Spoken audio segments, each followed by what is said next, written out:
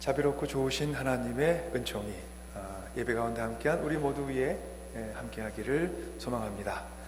함께 기도 올리겠습니다.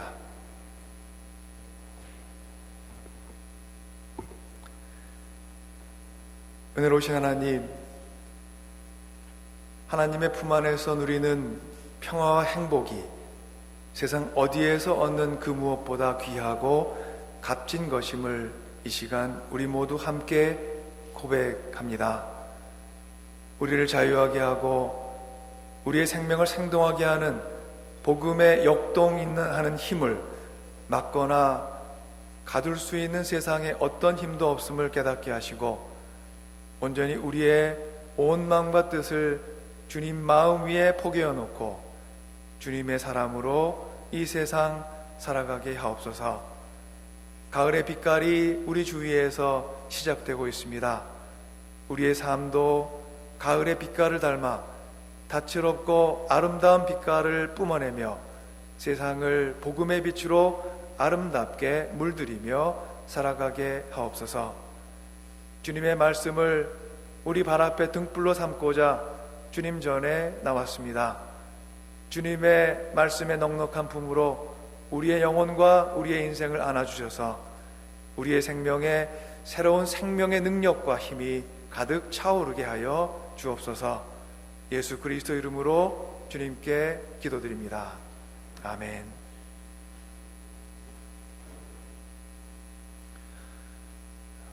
줄리안 오브 노르위치라는 영국의 중세 여성 신학자가 있었습니다.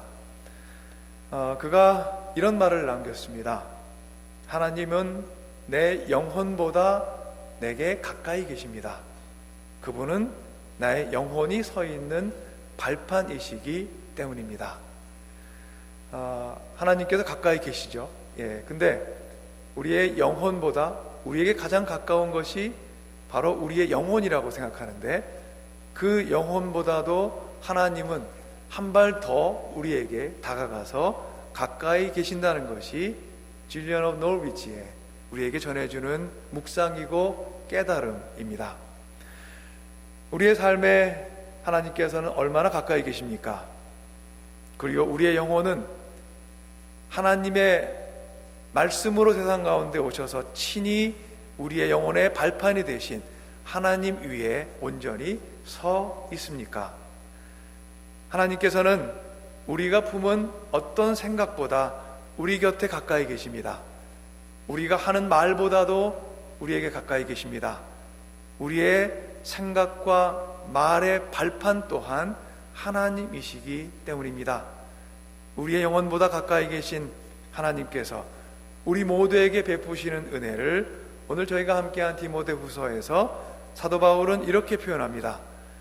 하나님께서는 우리에게 비겁의 영을 주신 것이 아니라 능력과 사랑과 절제의 영을 주셨습니다.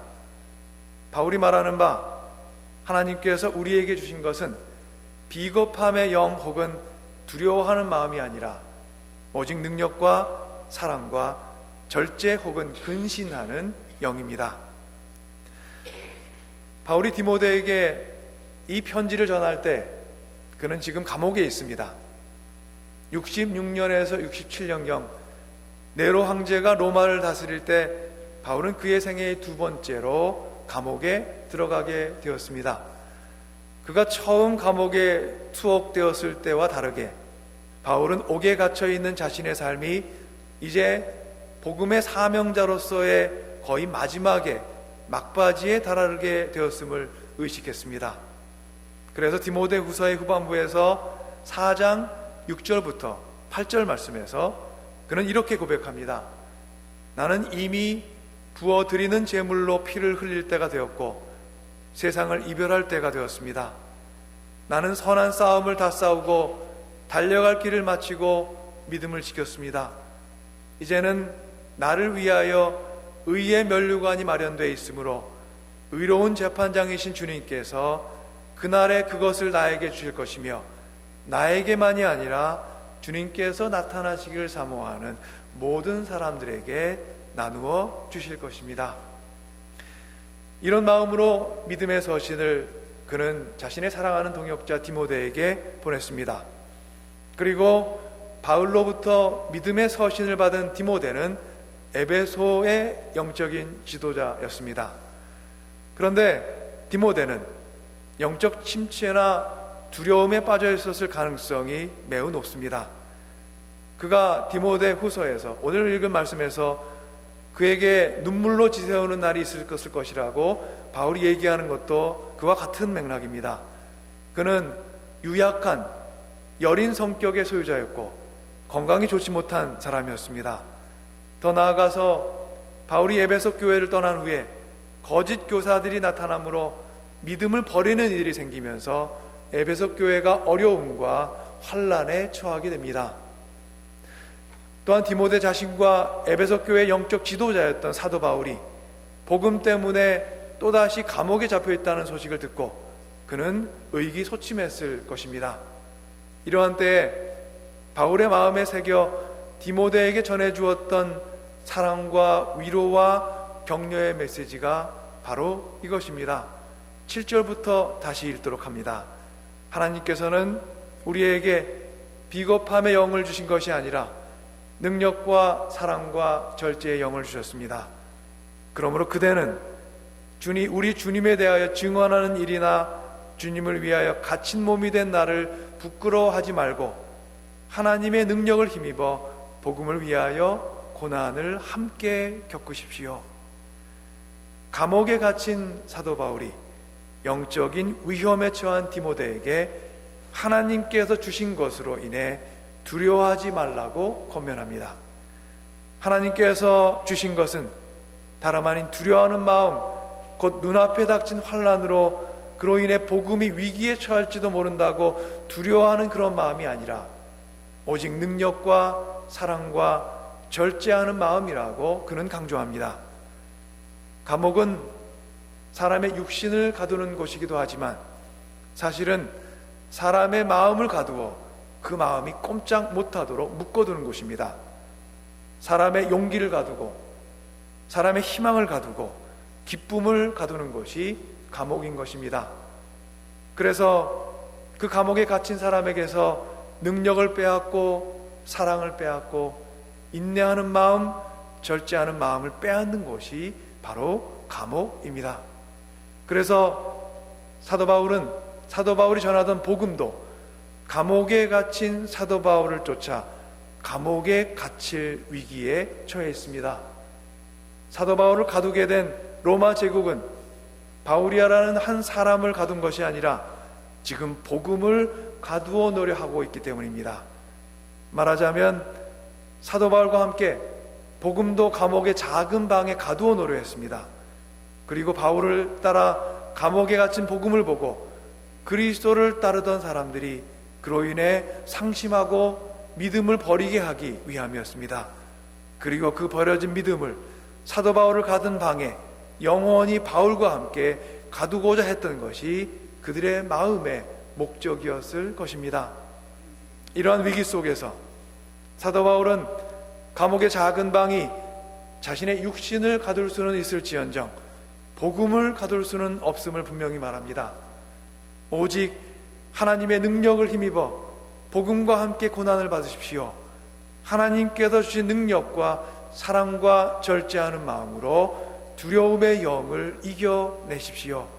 이러한 권면은 바울 스스로 작은 감옥의 방에서 자신의 영혼보다 가까이 계셨던 하나님께로부터 들었던 음성입니다. 자신의 영혼이 서 있는 발판에 하나님께서 주신 말씀을 세워놓음으로써 바울은 자신의 육신을 따라 들어온 복음을 자신의 거한 작은 방 밖으로 날아가게 할 수 있었습니다. 사람에게서 용기를 빼앗고 희망을 빼앗고 기쁨을 빼앗는 곳에서 능력을 확인하고 오히려 사랑을 확인하고 인내를 확인한 것이 바로 사도 바울의 영적 여정이었고 영적인 성장이었습니다. 그리고 바울은 자신의 인생을 통해 깨달은 것, 하나님께서 주신 능력으로 영혼의 발판을 삼아 복음과 함께 고난을 받자고 디모데에게 그리고 교회에 청하고 있습니다. 우리 삶에 닥치는 어려움과 문제는 정지 표시가 아니라 방향 표시입니다 라는 말이 있습니다. 사도 바울은 복음의 전도자로 사는 그 인생의 고난이 닥쳤을 때 자신에게 닥친 고난과 아픔을 정지 표시가 아니라 포기하라는 그런 표시가 아니라 방향 표시로 여겼습니다. 그래서 그는 복음을 위하여 하나님의 능력 안에서 받는 고난이 삶의 어떤 방향을 가리키고 있는지 분별하고자 힘썼습니다. 그가 깨달은 삶의 방향을 그는 우리가 오늘 함께한 디모데후서 1장 9절부터 11절 말씀에서 이렇게 고백합니다. 하나님께서 우리를 구원해 주시고 거룩한 부르심으로 우리를 불러주셨습니다. 그것은 우리의 행실을 따라 하신 것이 아니요 하나님의 계획과 은혜를 따라 하신 것입니다. 이 은혜는 영원 전에 그리스도 예수 안에서 우리에게 주신 것인데 이제는 우리 구주 그리스도 예수께서 우리에게 나타나심으로 환히 드러났습니다. 그리스도께서는 죽음을 패하시고 복음으로 생명과 썩지 않음을 환히 보여주셨습니다. 나는 이 복음을 전하는 선포자와 사도와 교사로 임명을 받았습니다. 그를 그리고 멈추어 서게 한 감옥의 작은 방에서 그는 죽음을 패하고 복음으로 생명과 썩지 않음을 환히 드러내신 그리스도를 품는 것을 그의 마음과 영혼이 바라보아야 될 방향 지시로 확신했습니다. 자신의 육신을 감옥에 가둘 수 있어도 그리스도께서 전한 이 복음을 감옥 안에 가둘 수 없다고 그는 확신합니다. 하나님께서 우리를 거룩한 부르심으로 부르시고 그리스도의 능력을 힘입어 우리에게 닥치는 사망의 권세를 피하시고 썩지 않은 생명을 우리에게 주셨다는 이 은혜의 말씀이 복음과 함께 고난을 받으라고 담대하게 말할 수 있었던 사도 바울이 서 있었던 영혼의 발판이요 감옥에 갇힌 그의 인생이 앞으로 나아가야 될 방향 표시였습니다. 어느 젊은이가 한 상담가를 찾았습니다. 그가 상담가에게 묻습니다. 선생님, 하루를 지나면 하나의 문제가 생깁니다. 그리고 하루를 지나면 또다시 문제가 생깁니다. 정말 너무도 힘이 들어 견딜 수가 없습니다. 문제가 없는 곳에 살고 싶습니다. 이렇게 얘기하자 상담가는 그 청년에게 이렇게 얘기합니다. 그래요? 세상에 수없이 많은 사람들이 살고 있지만 문제가 없는 사람은 단 한 사람도 없습니다. 문제가 없는 곳에서 살고 싶다는 그 청년에게 그 상담가가 마지막으로 해준 말은 바로 이것입니다. 문제가 없는 곳은 저 너머 공동묘지일 뿐입니다. 우리 그리스도인들은 문제 없는 곳에서 살고자 애쓰는 그런 사람들은 아닙니다.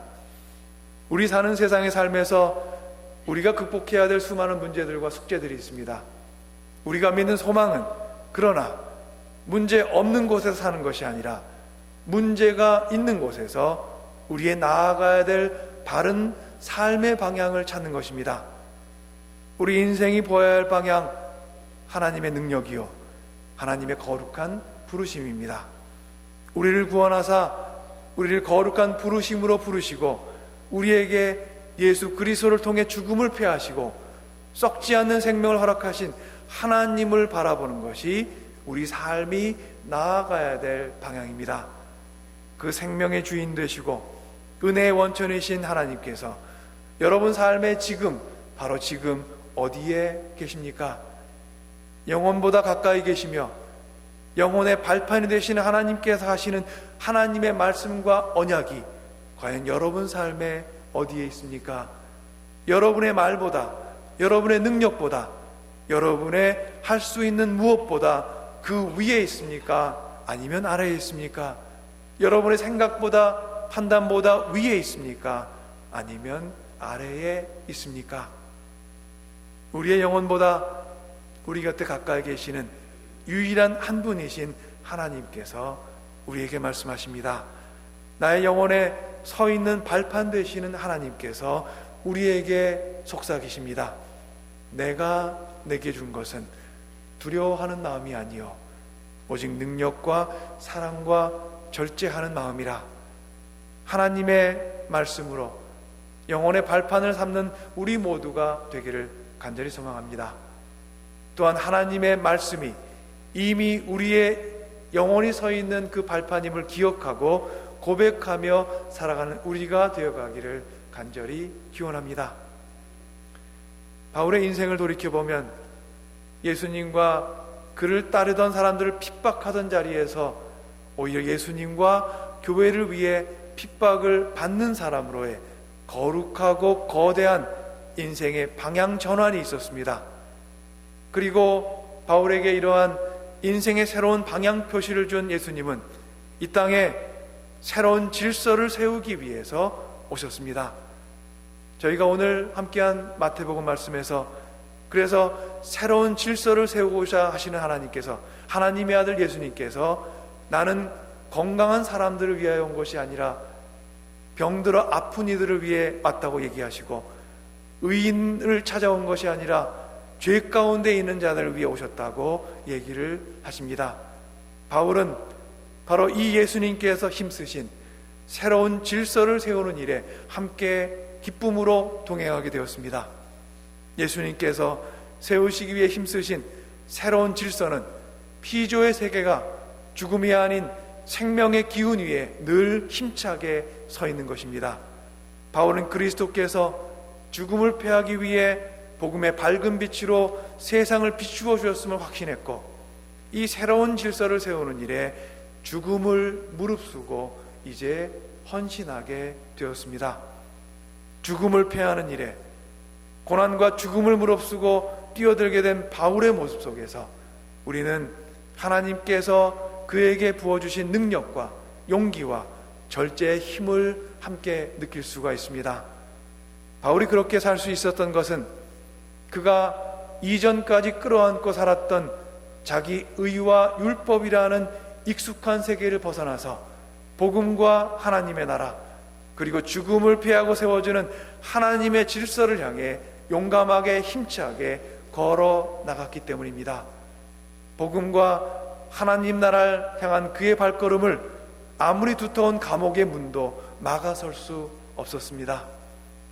예수 그리스도께서 열어주셨던 새로운 세계의 모습이 너무도 강렬했기에 그 세상을 향한 발걸음을 멈출 수 없었던 바울에게서 우리 각자의 모습을 우리 모두 찾기를 간절히 기원합니다. 여러분 각자의 삶에서 복음의 질서를 올바로 세우는 일에 최선을 다하십시오. 어두운 그늘을 걷어내고 복음의 빛을 그 자리에 끊임없이 끌어들이십시오. 죽음을 패하고 복음의 밝은 빛을 펼쳐주신 그리스도 예수께서 여러분 영혼에 서 있는 디딤돌이 늘 되어주실 줄 확신합니다. 하나님께서 주시는 능력과 사랑과 인내함으로 이 땅에 어둡고 그늘진 자리마다 생명의 빛과 복음의 빛을 부지런히 실어나르는 우리 모두가 되어가기를 주님의 이름으로 간절히 축복합니다. 우리가 전하는 복음의 빛으로 세상은 아름다운 하늘빛 아래 서게 될 것입니다. 주님의 은총이 여러분의 걸음걸음 위에 늘 함께 하시기를 축원합니다. 함께 기도 올리겠습니다.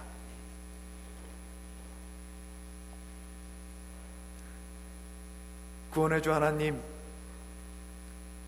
한때 익숙한 세계에만 살기를 고집했던 바울이, 그리고 우리가 주님께서 보여주신 생명과 복음의 빛에 사로잡혀 주님의 길을 함께 걷고 있습니다.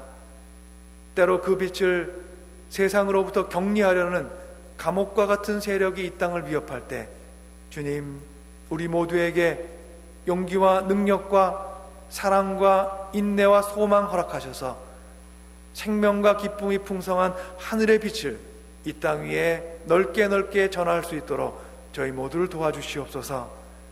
죽음을 패하신 주님의 능력으로 우리의 생명을 붙들어 주사 복음을 위하여 힘쓰고 고난받는 일을 두려움이 아닌 믿음과 소망 속에서 감당하게 우리 모두를 도와주옵소서. 예수 그리스도의 이름으로 기도드립니다. 아멘.